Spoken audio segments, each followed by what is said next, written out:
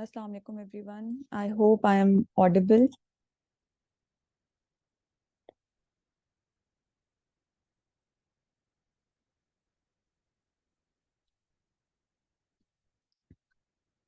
Most of the students have joined the class, so I think we can begin now.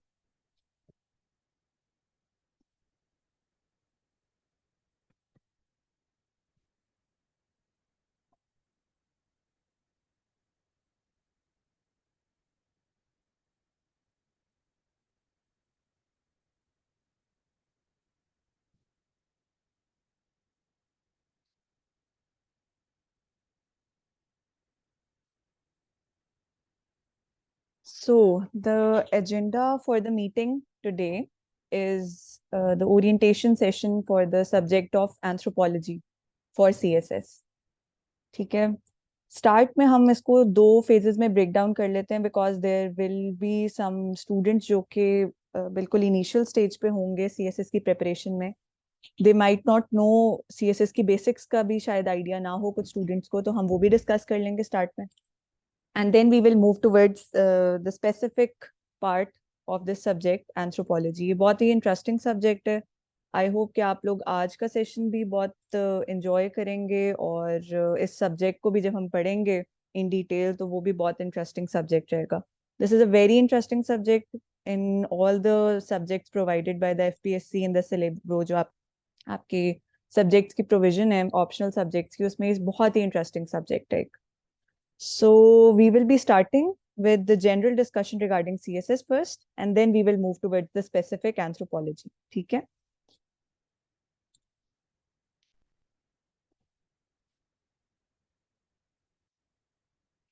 Firstly, I would like to introduce myself to you all. I am Maruk Malik and I have recently secured 7th position all across Pakistan. I have been allocated to the Pakistan Administrative Service. I am a gold medalist from Punjab University and architecture and planning में मैंने gold medal receive किया था, and after that I have also received the Mehdi Ali Mirza Award. Other than that, this was my first attempt in CSS. And I would like to explain you all कि जब हम इस subject को भी पढ़ेंगे और वैसे भी the previous sessions also we are studying town planning and urban management as a subject previously, और हम उसी में उसमें भी इसी तरह की बातें करते हैं regarding the value additions, regarding the key insights of that subject.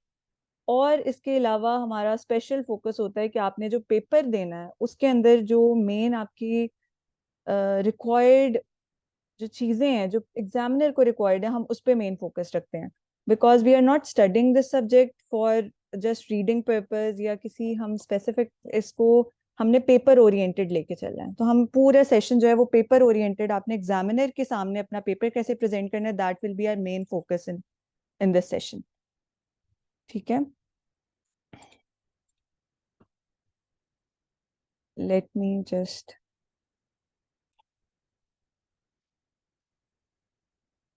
Firstly, जैसे मैं आप लोगों को कह रही थी, we are dividing this meeting into two phases. सबसे पहले हम उनको एड्रेस कर लेते हैं जो बिल्कुल सीएसएस में न्यू कैंडिडेट्स हैं, जिनको सीएसएस की बेसिक्स का आइडिया नहीं है. Because we have to cater each and every one in this session. तो उस जनरल गाइडेंस के बारे में बात कर लेते हैं, जो आप लोगों की जनरल क्वेरीज होती हैं सीएसएस से रिलेटेड, जो बहुत ज्यादा फ्रीक्वेंटली आस्क्ड क्वेश्चंस होते हैं. सबसे पहले उनको एड्रेस कर लेते हैं. So what are the phases in CSS? Firstly, आपने जो the phase that we will be talking about firstly, that is the MPT phase. ठीक है. ये आप लोगों का ऑलमोस्ट कहीं इसकी एप्लीकेशन स्टार्ट होंगी इन अगस्त, एंड देन इसका पेपर आपका अक्टूबर या नवंबर में होगा. लेकिन द डिस्क्लेमर हियर इज कि इस पे आपने अपना टाइम बहुत ज्यादा इन्वेस्ट नहीं करना. Don't ignore your main written exam because that is where your make and break for CSS will be. ठीक है. जो आपका रिटन एग्जाम, इसके अंदर you just have to pass. इसका 200 मार्क्स का ये है एमपीटी, लेकिन इसका कोई इन्फ्लुएंस नहीं है आपके फाइनल रिजल्ट पे. So the main influence which will be on your final result वो आपका रिटन होगा. रिटन का जो कंपल्सरी एंड ऑप्शनल सब्जेक्ट्स हैं, they are the most important ones. ठीक है. और इसमें 600 मार्क्स एंड 600 मार्क्स दोनों कंपल्सरी एंड ऑप्शनल्स, आपने 600 मार्क्स के सब्जेक्ट्स और 600 मार्क्स के सब्जेक्ट्स ऑप्शनल्स में सिलेक्ट करने होते हैं. And overall 700 plus is the score of a topper in CSS. So आपने उसको रीच करना है and you have to give your proper attention to the written exam. We have to pass the MPT, we have to reach this level and then we have to give proper sufficient time to the written exam. ठीक हो गया?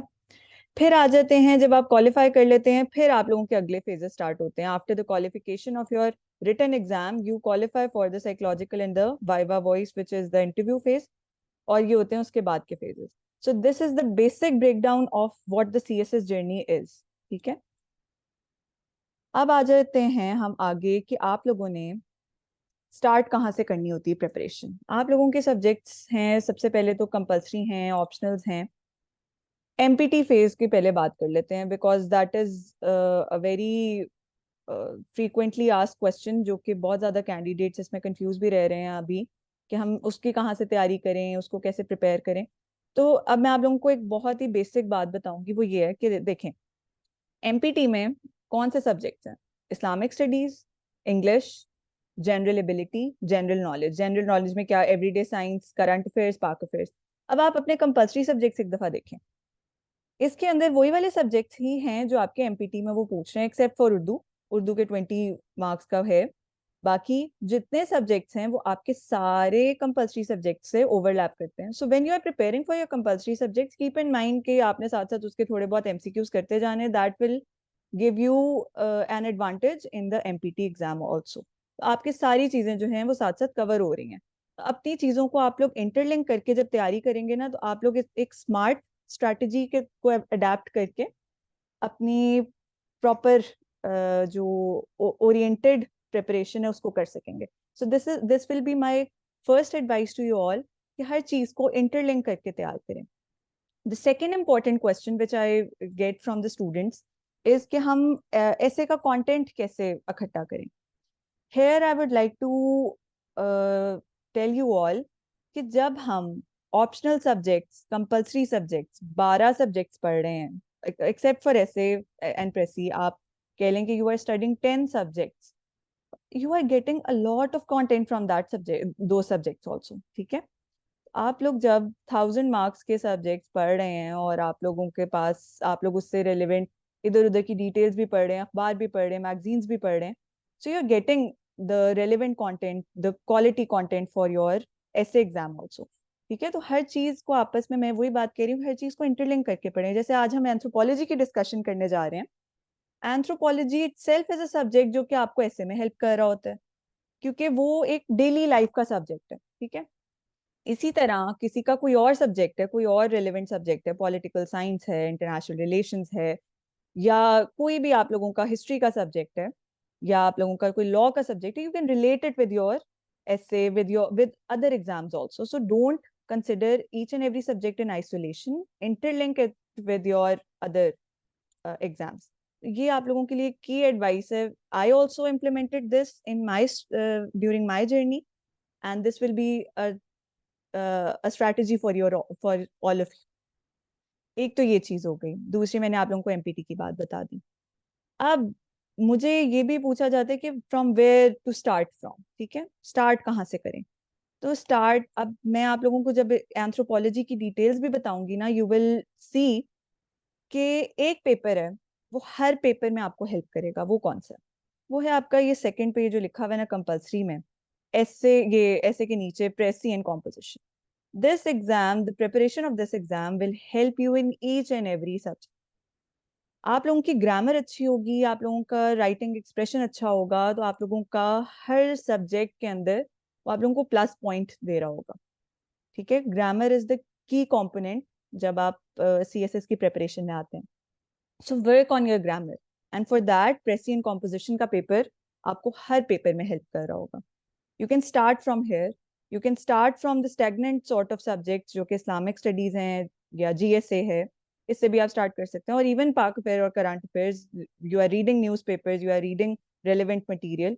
तो these all things are to be interlinked. This is what I can say. इसके अलावा और भी मैंने कुछ स्पेसिफिक चीज़ों पे बात की थी in the last session which is available on the YouTube. अगर किसी को और कोई जनरल गाइडेंस को इसमें आप लोगों को नहीं मिली, कोई उसमें मिल जाएगी, तो आप लोग वो भी देख सकते हैं. फिर आ जाते हैं आपके ऑप्शनल सब्जेक्ट्स की तरफ, ठीक है। हर बंदे का ऑप्शनल सब्जेक्ट सिलेक्ट करने का criteria will be different based on his और हर इंटरेस्ट्स, द बैकग्राउंड डिग्री, ठीक है। और ये चीज़ आप माइंड में रखें कि अपने इंटरेस्ट के बेस पे आप लोग सब्जेक्ट को सिलेक्ट करें, लाजमी। When I was during my preparation, everyone discourage me. जब मैंने अपने ऑप्शनल सब्जेक्ट्स सेलेक्ट किए थे तो मुझे सबने डिस्करेज किया था कि ये वाला सब्जेक्ट ना रखो, इसमें तो फेल होते हैं, इसमें तो मार्क्स नहीं आते। I went against the odds, मैंने सेलेक्ट किया था जो जिसके लिए मुझे सबसे ज्यादा डिस्करेजमेंट थी, वो तीन सब्जेक्ट्स थे। एक तो था उसमें से एंथ्रोपोलॉजी के लिए भी बहुत डिस्करेजमेंट थी, बिकॉज कोई गाइडेंस नहीं थी, ना रिसोर्सेज अवेलेबल समझ आ रहे थे, कुछ भी नहीं समझ आ रहा था। एक इससे रिलेटेड मुझे बहुत डिस्करेजमेंट थी। आज मैं आप लोगों को वो भी डिकोड करके बताऊंगी कि मैंने उसको कैसे अपनी प्रिपरेशन में इन्वॉल्व किया। The second subject was town planning and urban management and the third one was British history. तो ये तीनों सब्जेक्ट्स इन्होंने मुझे बहुत अच्छा पे बैक किया है, जबकि सारे मुझे डिस्करेज कर रहे थे कि ये ना रखें सब्जेक्ट। तो इसलिए वो सारे इस ग्रुप में से सारे सारे जाते हैं पंजाबी की तरफ, या जो रीजनल लैंग्वेजेस हैं उनकी तरफ चले जाते हैं, सिंधी, पंजाबी, इस तरह से। तो ये जो है, ये एक इग्नोर्ड सा सब्जेक्ट इसलिए भी है क्योंकि इसका मतलब ही नहीं पता होता लोगों को कि इसके अंदर है क्या, इसका कोर्स कंटेंट क्या है। तो आज हम वो सारी जो इसकी है ना मेथोडोलॉजी और इसके उसको हम आज ब्रेक डाउन कर लेंगे इस सब्जेक्ट को, और आप लोगों के लिए बहुत इजी हो जाएगा समझना कि कितना इंटरेस्टिंग सब्जेक्ट है और कितना इजी सब्जेक्ट है। इस पूरे ग्रुप में से सबसे इजी सब्जेक्ट शायद यही है।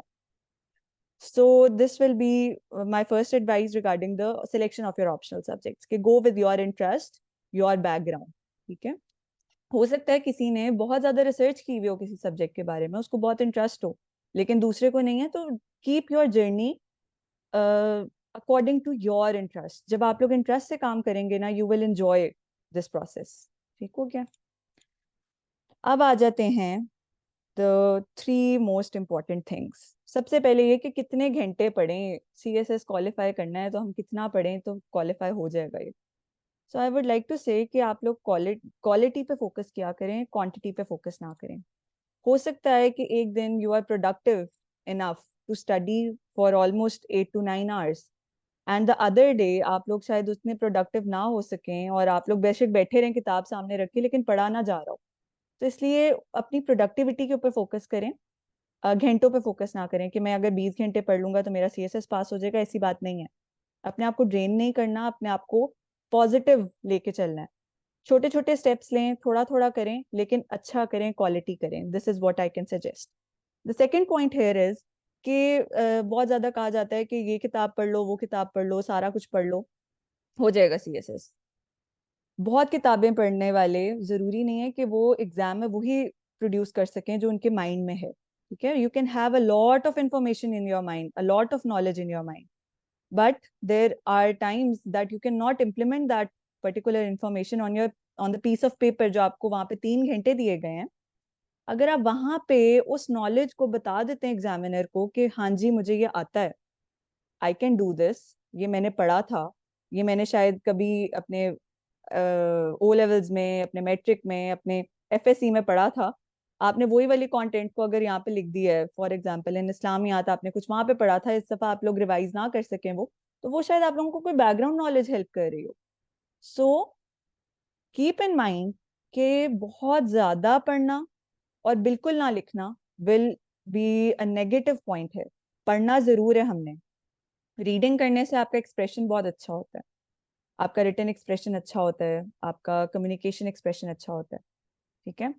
लेकिन यहाँ पे मैं ये बात हाईलाइट जरूर करूंगी कि आप लोग जब तक लिखेंगे नहीं, you will not be able to identify your mistakes.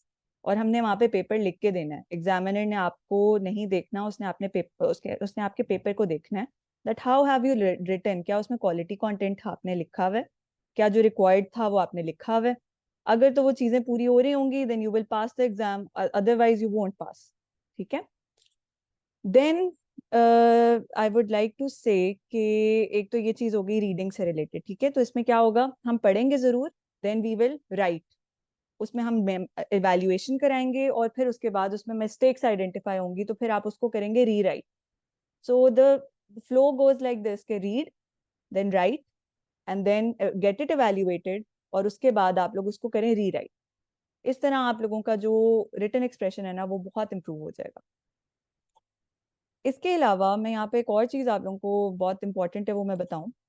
We are living in a digital world right now, और आप लोग एडवांटेज लें इस चीज का कि you have those visual mediums. आपके पास यूट्यूब है, आपके पास विजुअल मीडियम्स है, आपके पास क्वालिटी कंटेंट ऑन इंस्टाग्राम है, quality content on different social media sites हैं। ठीक है, आप उसको अपने लाइफ का पार्ट बनाएं। Even in your leisure time you can use your leisure time positively, उसको पॉजिटिवली यूज करें। यूट्यूब पे कुछ इस तरह के चैनल्स आप लोग, मैंने अपने लास्ट सेशन में चैनल्स भी बताए थे, आप लोग उनको देखें, उनके क्वालिटी कंटेंट को देखें। That will give you a plus point आप लोगों को पेपर में। This is what each and every one observes during the paper, क्योंकि वो बहुत रिग्रेस टाइम होता है। 6 दिन में आपने 12 पेपर देने हैं।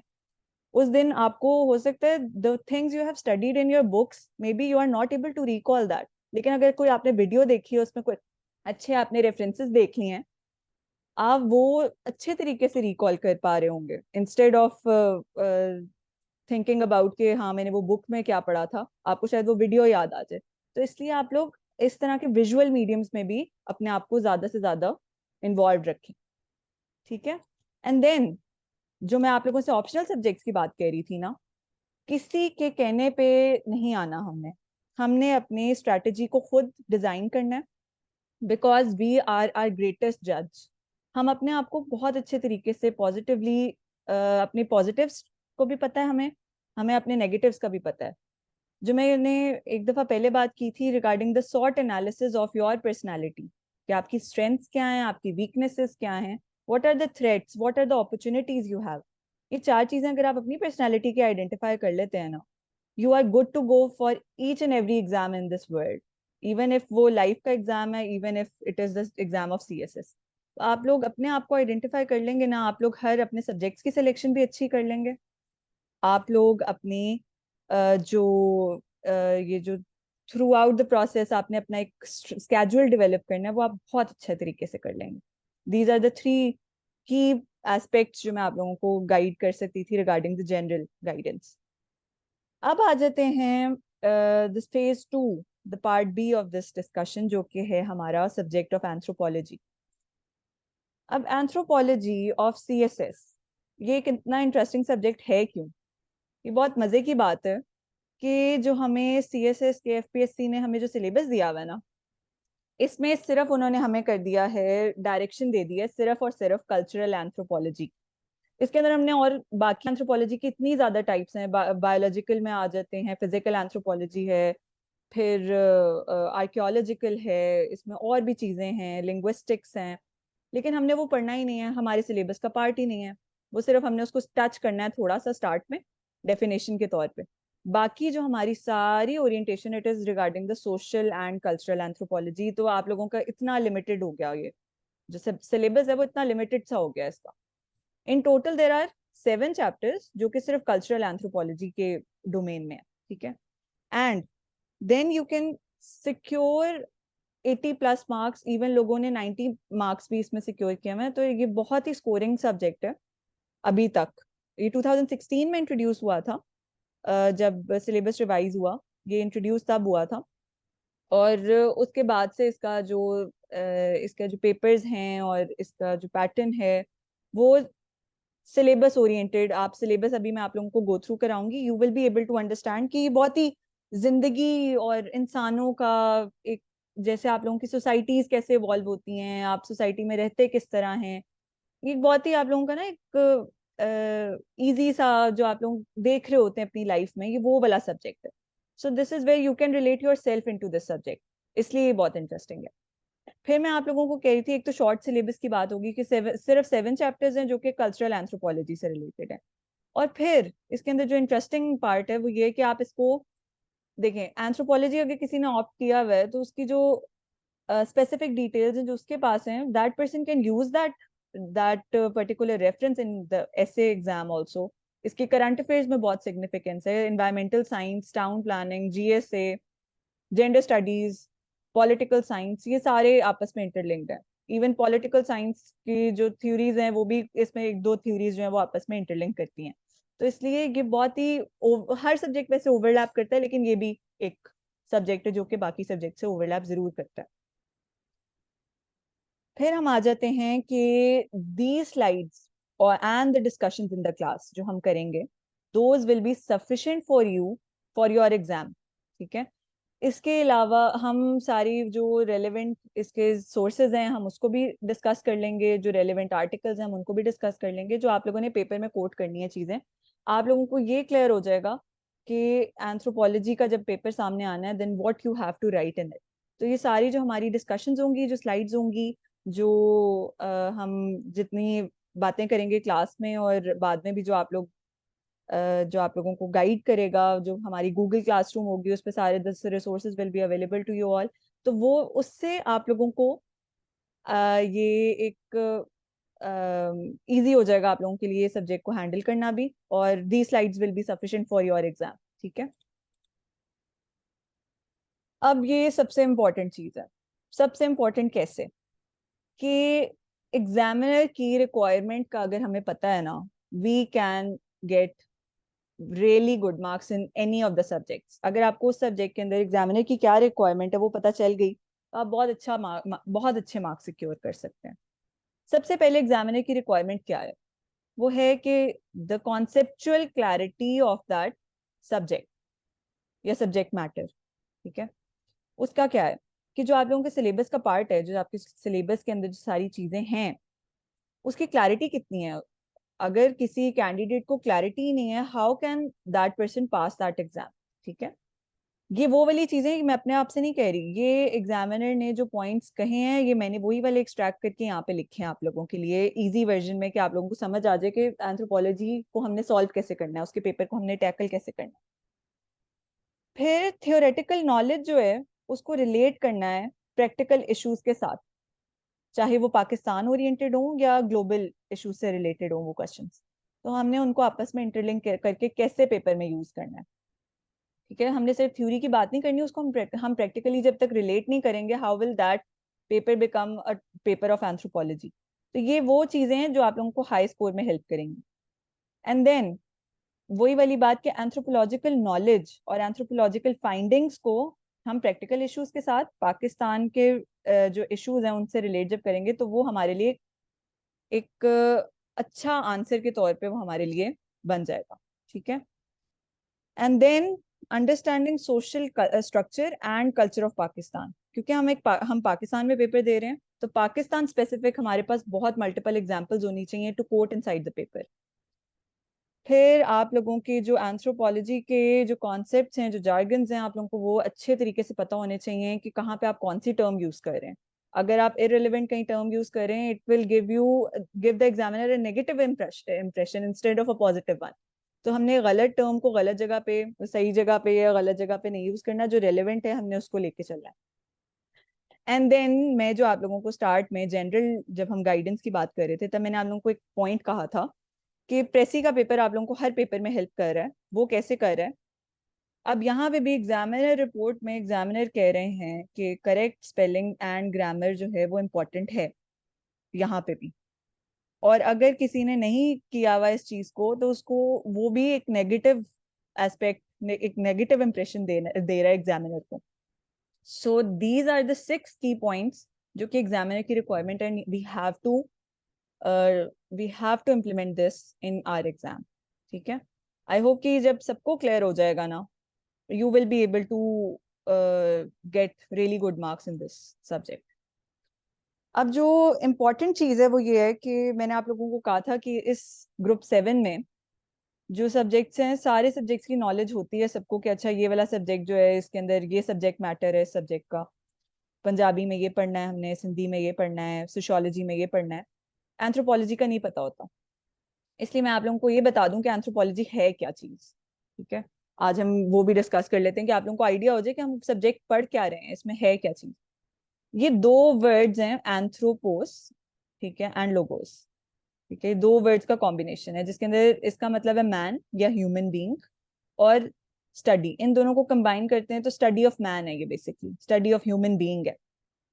Anthropology is the study of the origin and development of human societies and cultures. अब ह्यूमन के बारे में है तो उसकी सोसाइटीज और कल्चर का जो रिलेशन है, जो उसकी सोसाइटीज हैं और कल्चर्स हैं उससे रिलेटेड, जो ओरिजिन है और उसकी डेवलपमेंट है उससे रिलेटेड ये सब्जेक्ट है।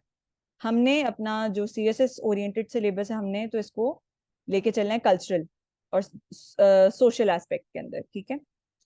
अब मैं आप लोगों को एक, ये आप लोग इसको देख लेंगे, जो फ्लो चार्ट है इसको आप लोग देख लेंगे, बहुत अच्छे तरीके से आप लोगों को आइडिया हो जाएगा कि सब्जेक्ट में है क्या चीज। Study of man's origin, development and nature. इसके अंदर 7 कॉन्टेम्प्रेरी इश्यूज, जो मैं आपसे कह रही थी कि हम global examples, Pakistan oriented examples, उनकी भी बात करेंगे इसमें। और holistic study of biological, social, cultural, archaeological और लिंग्विस्टिक्स। अब हमने क्या करना है, हमने ना बायोलॉजिकल पढ़ना है इसमें, ना आर्कियोलॉजी से रिलेटेड कुछ पढ़ना है, ना लिंग्विस्टिक्स से रिलेटेड पढ़ना है, हमने सिर्फ पढ़ना है सोशल कल्चर, क्योंकि हमें FPSC ने सिलेबस में ये दिया है। तो क्या हो गया, इतना लिमिटेड से सिलेबस हो गया इसका। फिर आ जाए bond between different social sciences, ये सोशल साइंसेज से भी लिंक करता है, जैसे मैं आप लोगों को कह रही थी कि बहुत सब्जेक्ट से ओवरलैप करता है। So these are the 5 things जो कि एंथ्रोपोलॉजी के सब्जेक्ट में है। और ये सब्जेक्ट मैंने आप लोगों को, ये आप लोगों को अभी तक क्लियर हो गया होगा कि this subject is not at all a lengthy subject, it is a short subject because the domain is specific. फिर ये भी आप लोगों को बात क्लियर होगी, the point written over here, ठीक हो गया। Now coming towards the syllabus breakdown. यहाँ पे तो देख के आप लोगों को लग रहा है कि बहुत ज्यादा चीजें पढ़नी पड़ेंगी, लेकिन अब मैं आप लोगों को शॉर्ट करके इजी करके बता देती हूँ कि क्या है इसमें।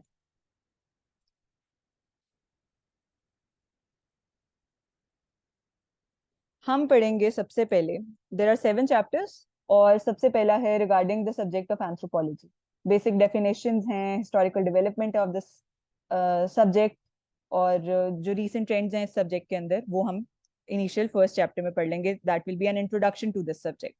The second one is regarding the social anthropology, and this is the most important topic of your syllabus. इससे रिलेटेड बहुत ज्यादा क्वेश्चंस भी आते हैं, और इसी से रिलेटेड 2-3 सवाल आ जाते हैं पेपर में, तो 2 सवाल तो एटलीस्ट आ ही जाते हैं। तो ये बहुत इंपॉर्टेंट चैप्टर है सोशल एंथ्रोपोलॉजी का। इसके अंदर डिफरेंट इंस्टीट्यूशंस हैं। जब भी हम किसी भी सोसाइटी की बात करते हैं, उसमें हम 5 इंस्टीट्यूशंस की बात कर रहे होते हैं, दैट इज फैमिली, फैमिली के अंदर फिर आपकी किनशिप आ जाती है, फिर इकोनॉमिक ऑर्गेनाइजेशंस हैं, पॉलिटिकल ऑर्गेनाइजेशंस हैं, so these are different institutions, religious institutions हैं। तो हम इन सारों की बात कर रहे होते हैं जब हम किसी भी सोसाइटी की बात करते हैं। और कॉन्टेम्प्रेरी प्रॉब्लम्स भी होती हैं।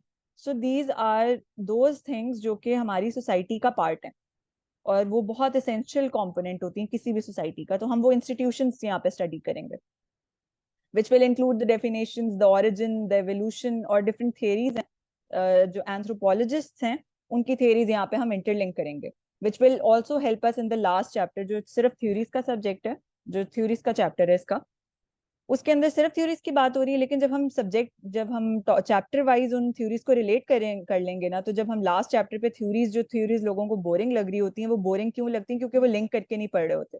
हम करेंगे वो सारी थ्योरीज को इंटरलिंक चैप्टर्स के अंदर, बाकी सब 6 चैप्टर्स के अंदर। तो ये होगा कि जब हम लास्ट 7th चैप्टर पे पहुंचेंगे, थ्योरीज वाले चैप्टर पे, तो वो आप लोगों का ऑलरेडी काफी हद तक कॉन्सेप्ट्स भी क्लियर होंगे, और वो ऑलमोस्ट कवर हुआ होगा, बस आप लोगों ने वहां पे वो एक आप लोगों की रिविजन हो रही होगी उस चीज की। फिर आ जाते हैं अर्बन एंथ्रोपोलॉजी में। This is basically related to the subject of the urban context of any society. Rural urban migration हो गई, अर्बनाइजेशन हो गई, इस तरह के जो कॉन्सेप्ट्स हैं वो हम इसमें स्टडी करेंगे। कुछ सोसाइटीज के अंदर डिफरेंट वो होते हैं, सेटलमेंट्स होती हैं, वो किस तरह की होती हैं। So we will be studying that in this particular subject, this particular chapter.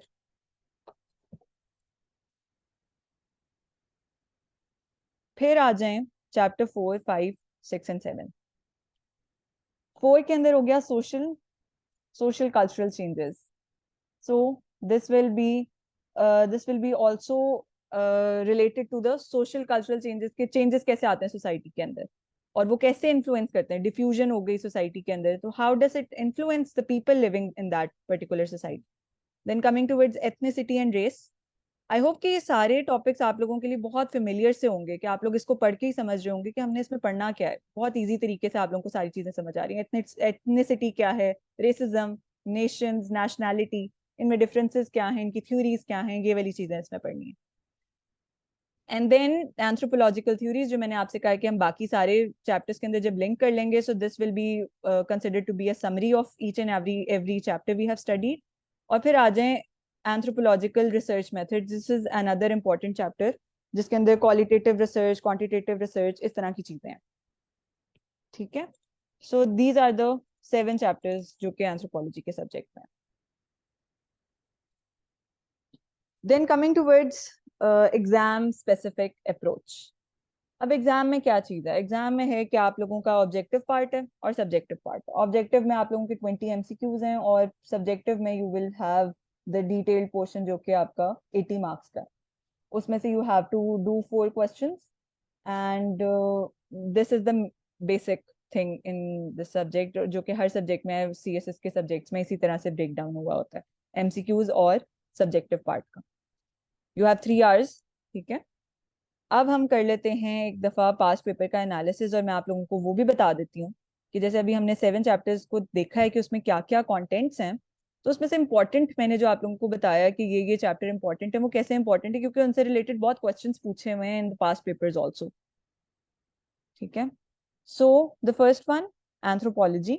Anthropology से रिलेटेड जो उसकी डेफिनेशन और उसका एवोल्यूशन, उस तरह के जो सब्जेक्ट्स हैं उससे रिलेटेड, उस तरह के जो टॉपिक्स हैं उससे रिलेटेड डिफरेंट डिफरेंट ईयर्स में डिफरेंट डिफरेंट क्वेश्चंस आ चुके हैं। And then when we come towards social anthropology which is the chapter 2 of your syllabus, that is the most important chapter. वो कैसे इंपॉर्टेंट है, क्योंकि उससे रिलेटेड देखें उसमें हमने डिफरेंट इंस्टीट्यूशन स्टडी करने हैं, family, marriage, kinship, social organisation, economic organisation, political organisation, religion, contemporary human problems. तो जब हम इतने ज्यादा इसमें टॉपिक स्टडी कर रहे हैं ना, तो सारा कुछ ऑलमोस्ट सोशल एंथ्रोपोलॉजी में ही कवर हो रहा है, तो इसलिए ये बहुत इंपॉर्टेंट चैप्टर है आपके सिलेबस का। फिर आ जाए urban anthropology, social cultural changes, वही वाली बात कि जैसे मैंने आप लोग को कहा है कि रूरल अर्बन माइग्रेशन है और इस तरह के और टॉपिक्स हैं, अर्बनाइजेशन है, यूथ बल्ज का कैसे इन्फ्लुएंस होता है, इस तरह के जो टॉपिक्स हैं ना सोशल कल्चरल चेंजेस में, आपकी जो सोसाइटी के अंदर एक कल्चरल डिफ्यूजन हो जाती है, कल्चरल रिलेटिविज्म है, इस तरह के कॉन्सेप्ट्स हैं, वो हम स्टडी कर लेंगे। These are very easy concepts और ये आप लोग अपनी डेली लाइफ में देख रहे होते हैं। एथनिसिटी एंड रेस, इसके अंदर वही वाली चीज जो मैंने आप लोगों को ब्रेकडाउन में भी दिखा दी कि नेशनैलिटी, नेशंस, रेसिज्म, इस तरह के जो कॉन्सेप्ट्स हैं वो। फिर एंथ्रोपोलॉजिकल थ्योरीज, इसके अंदर थ्योरिस्ट के नाम हैं, इंपॉर्टेंट थ्योरिस्ट हैं जो कि हम हर सब्जेक्ट में इंटरलिंक करेंगे, हम इंटरलिंक करके स्टडी करेंगे। हम सिर्फ थ्योरीज को अलग से थ्योरी के तौर पे नहीं पढ़ेंगे, हर सब्जेक्ट हर चैप्टर के अंदर इसका इंटरलिंक्ड होगा। तो when you will be solving the questions, तो वो आप इंटरलिंक करके इसको सॉल्व कर रहे होंगे। ये सारे ये जो थ्योरिस्ट के नाम लिखे हुए हैं ये सारे इंपॉर्टेंट थ्योरिस्ट्स हैं और ये आपके सिलेबस का पार्ट है, तो हम इनको अपने चैप्टर्स के अंदर भी साथ साथ स्टडी कर लेंगे। So you will be good to go for this chapter by the end of this syllabus. And then research methods, जो मैंने आप लोगों को कहा है कि इसके अंदर क्वालिटेटिव और क्वांटिटेटिव रिसर्च की बात है और इस तरह के जो टॉपिक्स होते हैं उससे रिलेटेड है। तो these are this is the syllabus, this is the past paper analysis of the subject of anthropology. फिर नाउ, अब ये बहुत ज्यादा फ्रीक्वेंटली आस्क क्वेश्चन है। मैंने लास्ट सेशन में भी यही वाली बात की थी कि जब भी हम रिसोर्सेज की बात कर रहे हैं ना, तो मैं आप सबको यही रिकमेंड करूंगी कि आप लोग एक दफा ना जो एफपीएससी का सिलेबस होता है उसको एक तो प्रिंट कर लें, उसके पांच पेपर्स को प्रिंट कर लें, जो आपने सब्जेक्ट पढ़ना है उसको, दोनों चीजों को अपने प्रिंट करके आपने सामने रख लेना है, अपने 6 ऑप्शनल सब्जेक्ट्स, 6 कंपलसरी। ठीक है, ये वाले सारी चीजों को अपने प्रिंट करके अपने सामने रख लें। उससे क्या होगा कि आप लोगों को पता होगा कि है क्या हमारा कंटेंट, क्या है, हमने पढ़ना क्या है, और इसके अंदर रिकमेंडेड बुक्स जो एफपीएससी ने दी हुई है वो क्या है। So FPSC has provided you each and everything, you just have to look into it, you just have to see that keenly. अब उन्होंने आपको ये वाली बुक्स प्रोवाइड की हुई है, ये स्टार्ट में जो मैंने 5-6 बुक्स लिखी हुई है ये तो आपके सिलेबस का पार्ट ही है। This one is I think, इसमें से एक जो है वो शायद सिलेबस में नहीं लिखी हुई, बाकी सारी लिखी हुई। तो जब एफपीएससी ने आपको सारे रिसोर्सेज बता दिए हैं, so why are you asking the people around. आप लोग एफपीएससी की दी हुई चीज को ही देखें, उसमें सारे रिसोर्सेज बताए हुए हैं। और यहाँ पे जो मैंने सेकंड पे हाईलाइट कर दिया ना, अंडरलाइन कर दिया है, ये वाला कल्चरल एंथ्रोपोलॉजी, कोटक की बुक है, and this covers almost all the syllabus. ये सारा आपका ना सारा सिलेबस कवर कर देती है। कुछ एक दो चीजें इसमें रह जाती हैं, बाकी वो इन बाकी बुक से कवर हो जाती हैं। तो सारा सिलेबस आपका ये एक बुक के अंदर सारा सिलेबस कवर हो जाता है, because we are studying cultural anthropology. So this is about cultural anthropology, तो सारा कुछ आपका इसी बुक से कवर हो जाता है। बाकी ये है कि जो आपने अपने पेपर को अच्छा प्रेजेंटेबल एक एग्जामिनर को लगे कि यू आर एन एंथ्रोपोलॉजिस्ट, ठीक है, we have to qualify this exam in such a way that we have to score good. क्योंकि इसमें पेपर में एक एक मार्क पे एक एक पोजीशन चल रही होती है। आपने अपने आप को अच्छी एलोकेशन भी लेनी है, आपने रिटन क्वालिफाई करना है, इंटरव्यू अच्छा करना है और अच्छी एलोकेशन लेनी है। हमने एलोकेशन लेनी ज़रूरी है क्योंकि रिटन क्वालिफाई करना is not a component in CSS. आप अगर रिटन क्वालिफाई कर लेते हैं but you don't get your desired allocation और you don't get your allocation, then you are back to the square one, you are back to zero. फिर से सारी तैयारी करनी, तो एक एक नंबर पे हमने एफर्ट करनी है। एक एक नंबर पे कैसे एफर्ट करनी है कि हमने एग्जामिनर को बताना है दैट वी नो, हमें पता है और हम तैयारी के साथ आए हैं, सिर्फ चीज़ों को माइंड में नहीं रखना, हमने उसको एग्जाम में रिप्रोड्यूस करना है। ठीक है, so these are the resources, और जो हमने स्लाइड्स और डिस्कशंस हम करेंगे, these will cater each and everything जो हमें पेपर के अंदर जरूरी है। So you won't be able, you there will be no requirement to search around to see other references, वो सारा कुछ हमारा कवर हो चुका होगा ड्यूरिंग द क्लासेस। ठीक है, अब आ जाते हैं कि वैल्यू एडिशंस। वैल्यू एडिशंस की जो मैंने स्टार्ट में बात की थी ना, जो इम्पोर्टेंट हैं, जो हम क्लास में डिस्कशन करेंगे, जो आप लोगों को, आप लोगों के पेपर को यूनिक बनाएगा, वो क्या चीज़ है? वो है कि एंथ्रोपोलॉजी रिलेटेड डायग्राम्स होती हैं कुछ स्पेसिफिक। जो मैंने फर्स्ट स्लाइड थी, इंट्रोडक्टरी स्लाइड, जिसके ऊपर एंथ्रोपोलॉजी ओरिएंटेशन लिखा हुआ था, वहां पे मैंने कुछ डायग्राम्स लगाई हुई थी। वो एंथ्रोपोलॉजी स्पेसिफिक कुछ डायग्राम्स होती हैं, हम उनको स्टडी कर लेंगे बनाते कैसे हैं वो। शुरू में मुझे नहीं समझ आती थी, दिस वाज व्हाट, जिसकी गाइडेंस ही नहीं थी और मुझे समझ नहीं आती थी कि वो डायग्राम बनती कैसे है। So we will be talking about those things also. और जो सब्जेक्ट स्पेसिफिक मैटर जब आप पेपर में लिखते हैं ना, तो वो एक सब्जेक्ट स्पेशलिस्ट ने चेक करना है। And if that person knows that you know about the subject in a very good manner, that means that you can secure good, really good marks. तो वो important चीज है और हमने यहाँ पे वो सीखनी है। और मैं यहाँ पे एक और चीज कह दूं, मैं पिछले स्टूडेंट्स को भी यही बात कह रही हूँ कि हमने यहाँ पे मास्टर्स नहीं करना उस सब्जेक्ट में, लेकिन हमने अच्छे मार्क्स सिक्योर करने, और अच्छे मार्क्स सिक्योर करने के लिए जब आप उस सब्जेक्ट रेलिवेंट मैटर की बात करते हैं, तभी आप अच्छे मार्क्स ले सकते हैं, नहीं तो नहीं ले सकते। फिर मैंने आप लोगों को ये भी बात बता दी कि सब्जेक्ट के अंदर हमने पाकिस्तान और वर्ल्ड वाइड केस स्टडीज जो हैं उनकी बात भी करनी है। तो वो कुछ हर टॉपिक से रिलेटेड कुछ स्पेसिफिक केस स्टडीज हैं, उसकी हम बात करेंगे। फिर कुछ एंथ्रोपोलॉजिस्ट्स हैं, उनकी कुछ थ्योरीज हैं, उसकी हम साथ साथ बात करेंगे, और कहाँ पे वो लिंक हो सकती हैं वो भी हम बात कर लेंगे। And then there are kinship diagrams, there are other diagrams related to anthropology, तो हम उनको भी बनाना सीख लेंगे। तो आप लोग कोई भी सवाल आएगा, आप बेशक वहां पे माइंड से भी बना रहे होंगे ना, you will be making the accurate diagram over there, तो वो जरूरी होता है। Then the paper presentation, that is also important. ये वो चीजें हैं जो मैंने ग्रेजुअली सीखी इस सब्जेक्ट से रिलेटेड, और this is what I have summarised the crux of it. मैंने सारा कुछ ये समराइज कर लिया है, सारा कुछ आप लोगों के लिए इकट्ठा कर लिया है। और now this will be a very beneficial course for you all, ताकि आप लोगों को ज़्यादा इधर उधर मुश्किल में ना पड़ना पड़े। इजी टू इजी, एक आपके लिए इजी सा और बहुत बेनिफिशियल सा आप लोगों के लिए कोर्स डेवलप हो जाए। So this is what I have created for you all, and thank you everyone, this was all for today. आप लोगों के जो क्वेश्चंस हैं you can ask, specific questions anthropology के, that those will be very good. अगर कोई specific anthropology से related पूछ लें, जनरल डिस्कशन जो हमने की है उससे रिलेटेड आप लोग पूछना चाहें, यू कैन आस्क।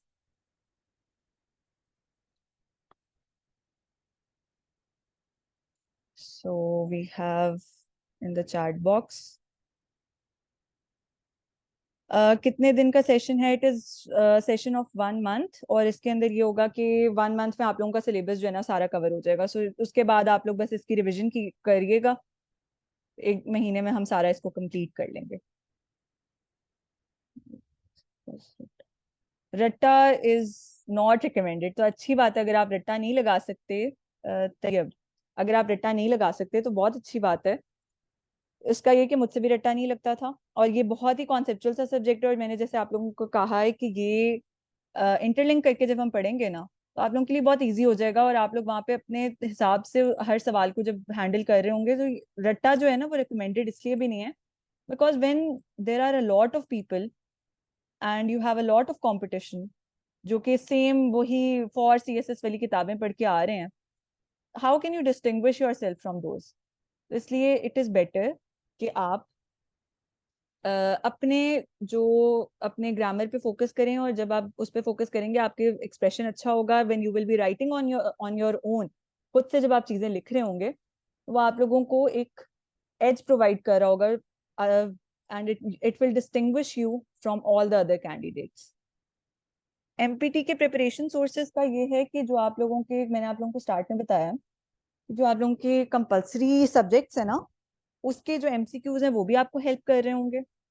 जो आप सीएसएस के मेन पेपर के लिए जो एमसीक्यूज प्रिपेयर करेंगे वो भी आपको उसमें हेल्प कर रहे होंगे। बाकी कुछ जीके की बुक्स होती हैं, आप उसको भी कंसल्ट कर सकते हैं, क्योंकि एमसीक्यू स्पेसिफिक प्रिपरेशन है एमपीटी की। इसके अंदर थ्योरीज आपने नहीं, वो बहुत डिटेल्स नहीं पढ़नी, एमसीक्यू स्पेसिफिक रखना है। सो जीके की बुक्स और जो आपके कंपल्सरी सब्जेक्ट्स हैं उनके एमसीक्यूज वो इम्पोर्टेंट होते हैं। Practice, Hamid, can you please specify how often did you practice writing? If you are talking about practice writing, तो मैं regularly practice करती थी writing की, और वो बहुत ज़रूरी है। वो इसलिए ज़रूरी है कि हमने written का पेपर देना है। I have been emphasizing on this thing कि हमने written का पेपर देना है, और written में हमने qualify करना है पहले, सबसे पहले इंटरव्यू फेज में पहुंचने से पहले। तो जब हम लिखेंगे नहीं, हमें अपनी मिस्टेक्स नहीं पता चलेंगी, और मिस्टेक्स नहीं पता चलेंगी तो हम अपने आप को इम्प्रूव नहीं कर सकते।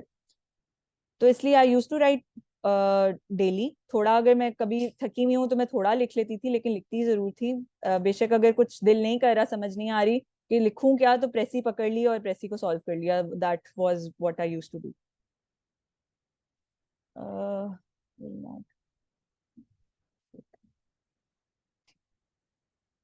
अच्छा जी।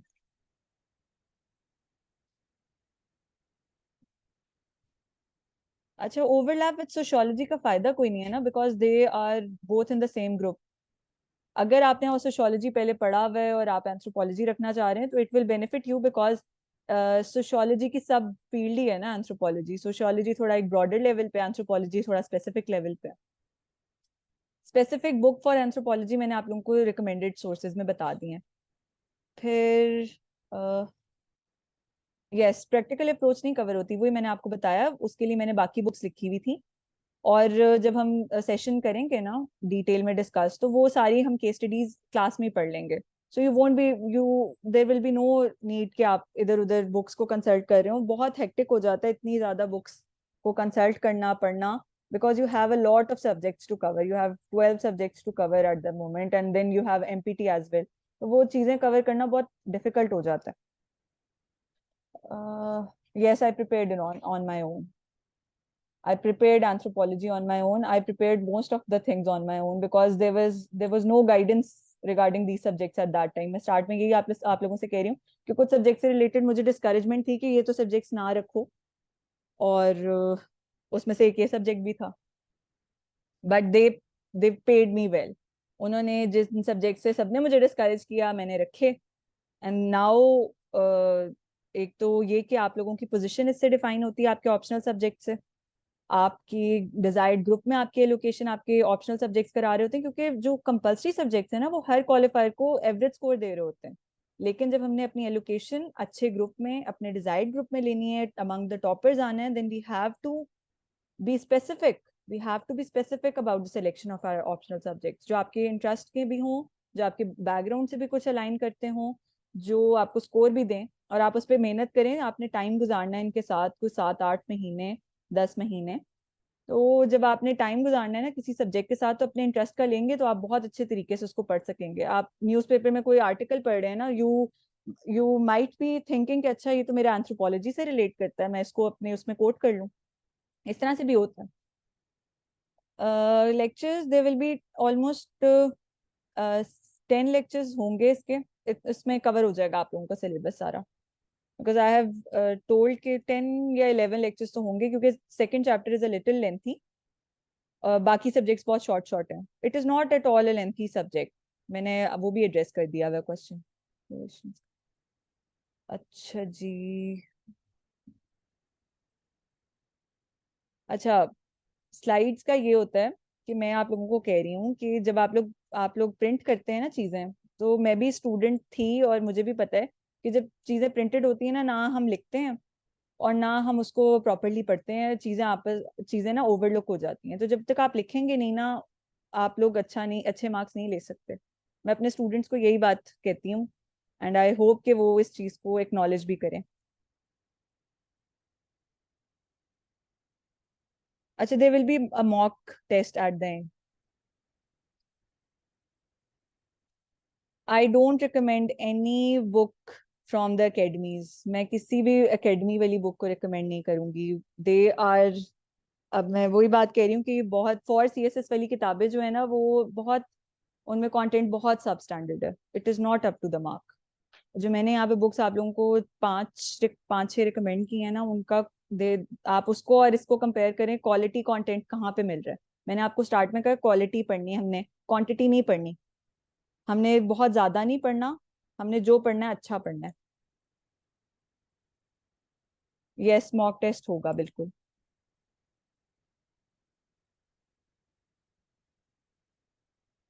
अच्छा जी, आई थिंक कुछ लोगों ने क्वेश्चंस रिपीट भी किए हुए हैं यहाँ पे।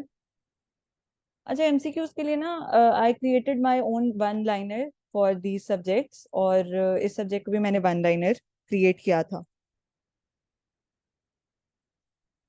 तो वो ही हम पढ़ लेंगे। And there are some resource books also MCQs के रिलेटेड, वो भी मैं आपको लोगों को रिकमेंड कर दूंगी। Particular books, stationery for CSS. अच्छा, स्टेशनरी में ये है कि मार्कर्स का यूजेज कुछ, वो आपकी हैंड राइटिंग पे डिपेंड करता है कि आप लोगों के लिए क्या बेनिफिशियल है, आप लोग क्या इजी समझते हैं। इसमें ज़रूरी चीज़ ये है कि आप लोग क्योंकि ब्लैक और ब्लू अलाउ है और कोई कलर अलाउ नहीं है, तो आपने उन्हीं में रहना है। पेन यूज़ करें और मार्कर यूज़ करें, दोनों कलर्स का।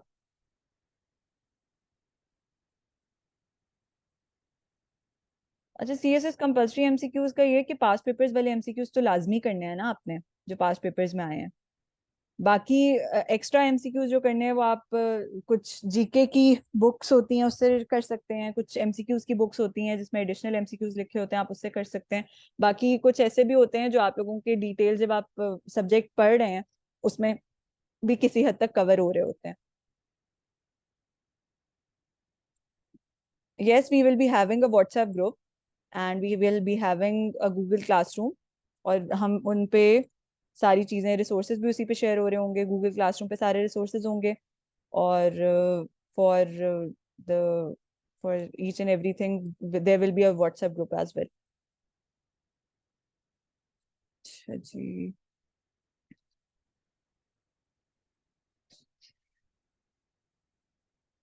अच्छा, अब ये बहुत ज्यादा क्वेश्चंस आ गए हैं, आई थिंक अनम्यूट कर लें आप लोग तो मेरे लिए इजी हो जाए।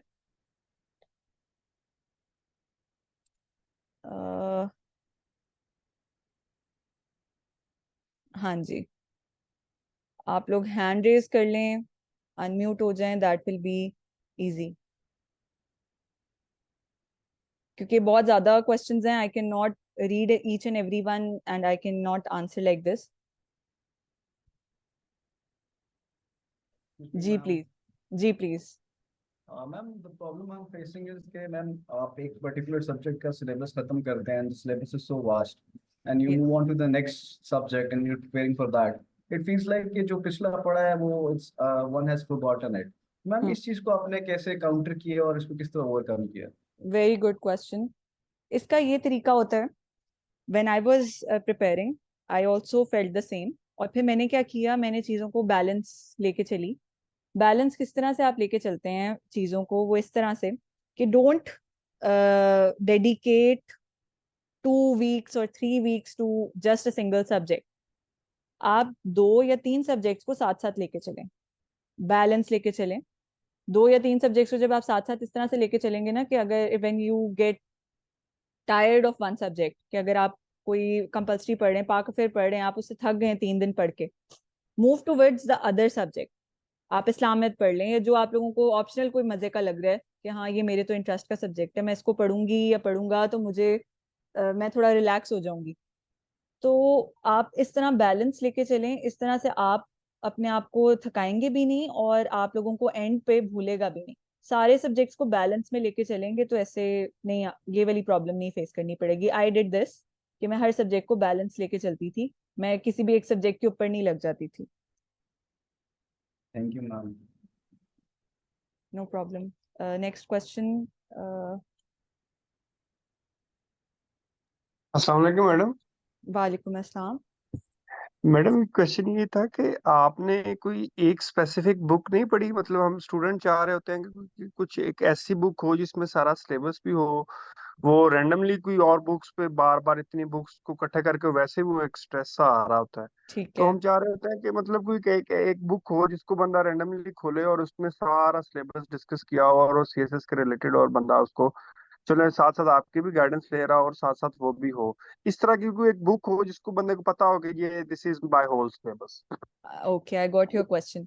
उसका ये करना होता है कि I did not do this. मैंने आप लोगों को स्टार्ट में भी कहा है कि फॉर सीएसएस वाली किताबें जो है ना वो बहुत सब स्टैंडर्ड है। मैंने बल्कि ये किया कि उनकी 2-3 मैंने पीडीएफ्स देख ली, एंड देन आई आइडेंटिफाइड कि ये तो उसके अंदर क्वालिटी कंटेंट अवेलेबल है ही नहीं।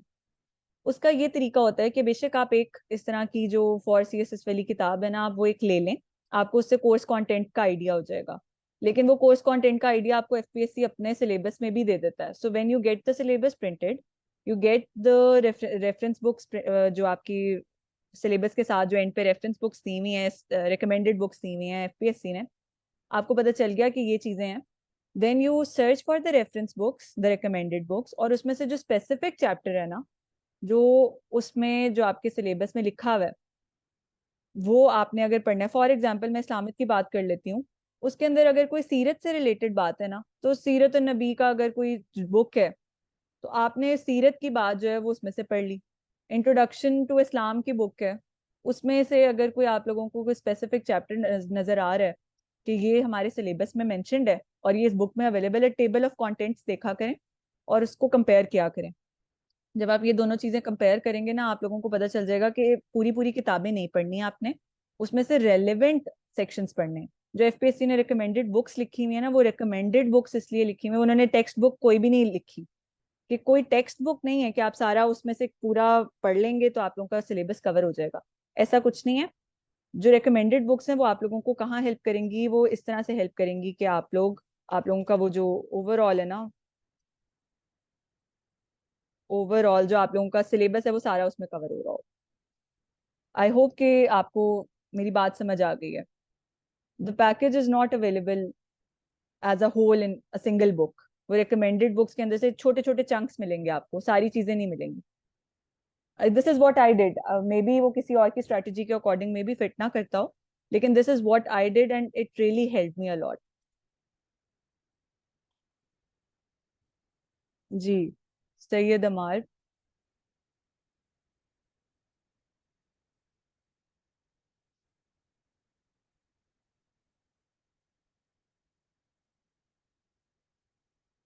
जी, मैंने आपको अनम्यूट किया।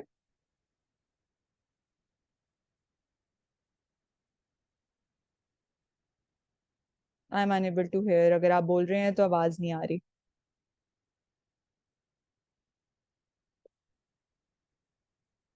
किसी और का कोई question, and then we can wind up the meeting, क्योंकि मुझे अमार की आवाज नहीं आ रही। मैं फिर से आपको अनम्यूट करती हूँ अगर आप। जी।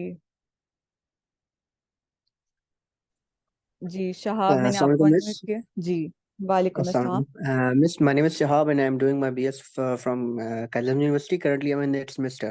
तो आप मुझे क्या recommend करेंगे? What should I do? I don't want to give CSS in this coming year 2025, and मैं चाह रहा हूँ कि मैं 2026 को दूँ CSS.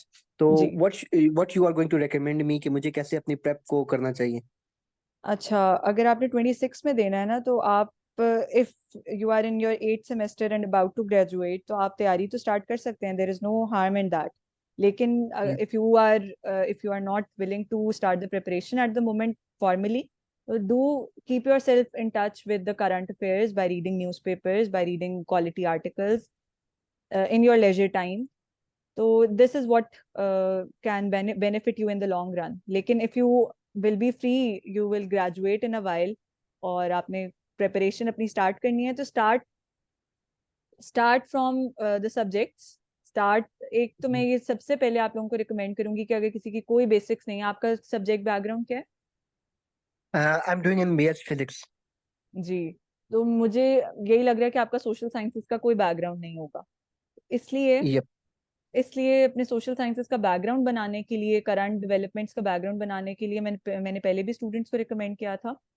This is what I did, because मेरा भी कोई बैकग्राउंड नहीं था सोशल साइंसेस का, करंट अफेयर्स का मुझे नहीं पता था. So I started from a book, Prisoners of Geography. It is a small short book, और वो आपको ग्लोबल अफेयर्स का आइडिया दे देती है. उसके बाद आपको ये पता होता है कि कहाँ, कौन सी दुनिया के किस पार्ट में क्या चीज हो रही है. वो आपको एक किक स्टार्ट देगी, and then you can move towards reading the newspaper on daily basis. It will be difficult for you in the beginning, लेकिन gradually you will be able to do that. और इसके अलावा आप ये करें कि subject पे आ जाएं, स्पेसिफिक सब्जेक्ट पे आ जाएं. और मैंने स्टार्ट में ही बताया कि आप लोग प्रेसी से स्टार्ट करें, साथ साथ इस्लामिक स्टडीज जीएसए को भी साथ साथ आप लेके चल सकते हैं.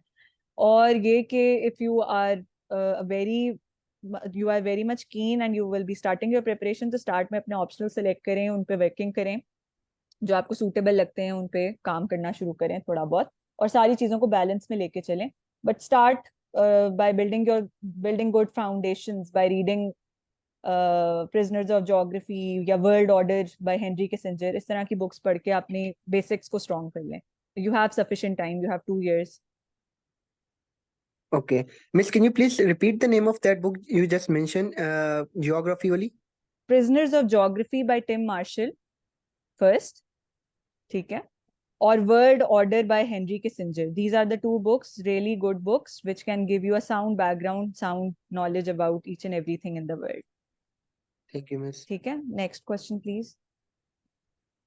I think this will be the last question we can cater. अभी 3 लोगों ने जिन्होंने हाथ उठाए हुए हैं ना, 2 लोगों ने, वो कर लें अपने आप को unmute, and these will be the 3 last questions we will take. Okay. Ma'am वालेकुम अस्सलाम.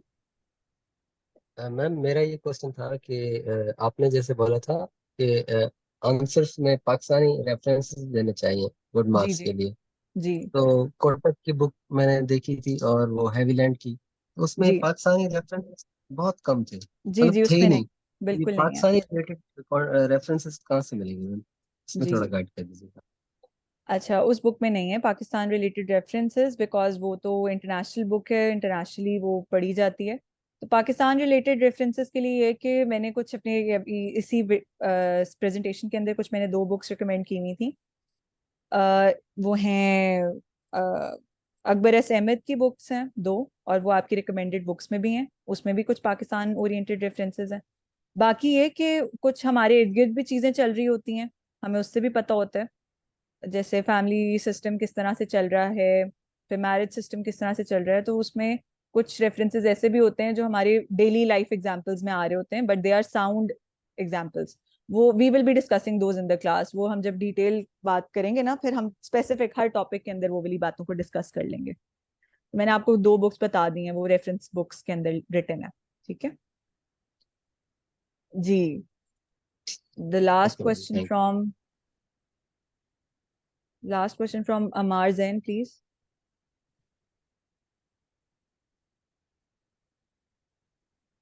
अच्छा, पहले भी अनम्यूट नहीं हो रहा था आपका, आई थिंक नहीं हो रहा. If you can ask your ma'am. मैं क्वेश्चन. अमार अमार नहीं थी, मेरे पास अच्छा अच्छा, कर लिया ठीक है है मैंने. ठीक है ठीक है ठीक है. चलें, now we can wind up जी. The meeting. I hope everyone, सबको अपने जो प्रॉब्लम्स थी वो सारों की एड्रेस हो गई हैं, and this subject will be a very interesting subject for you all. Thank you so much everyone.